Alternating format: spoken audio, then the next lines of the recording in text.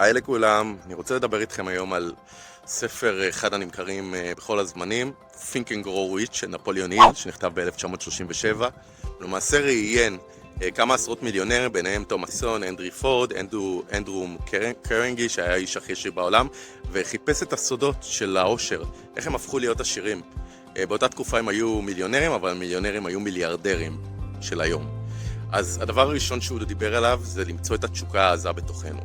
הדבר השני, לבדוק את הגישה שלנו לגבי היעדים והמטרות שלנו, שהם לא רק חלומות מבחינת האמונות שלנו, אלא אנחנו ממש מרגישים שאנחנו יכולים להפוך את התשוקה למעשים.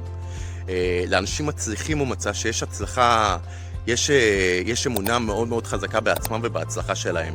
הם יודעים לשכנע את עצמם, למעשה נותנים לעצמם הצעות אוטומטיות לתת מודע, ויודעים לשכנע את עצמם שהכל יהיה בסדר גם ברגעים קשים.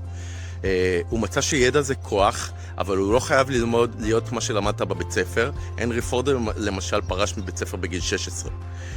הוא מצא שיש להם דמיון מאוד מאוד חזק, והם יודעים לראות דברים קדימה, ולדמיין את המוצרים שהם רוצים ואת ההצלחה שלהם. לדוגמה, קוקה קולה שנוצרה כתרופה לכאבי ראש בכלל, והפכה להיות אחד המשקאות הנמכרים בעולם.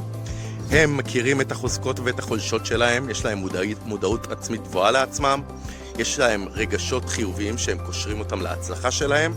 אנשים מצליחים הם בעלי תושייה והתמדה חזקה מאוד ועקשנות ברמה מאוד מאוד גבוהה. הם יודעים להקיף את עצמם באנשים מאוד מאוד חכמים. הסיכום של הספר הזה שאושר זה לא מזל, אלא שילוב של כישורים מסוימים ולמידה עם הזמן. אשמח שתגידו לי מה אתם חושבים על הספר הזה ומה אתם בכלל חושבים על אושר ועל הצלחה בחיים, ושתיתנו לי לייק לסרטון הזה ושתעקבו אחריי. זה עוזר לי מאוד מאוד לקדם את הערוץ הזה ולעשות אותו באהבה וביצירתיות. שיהיה אחלה יום. יאללה, ביי ביי.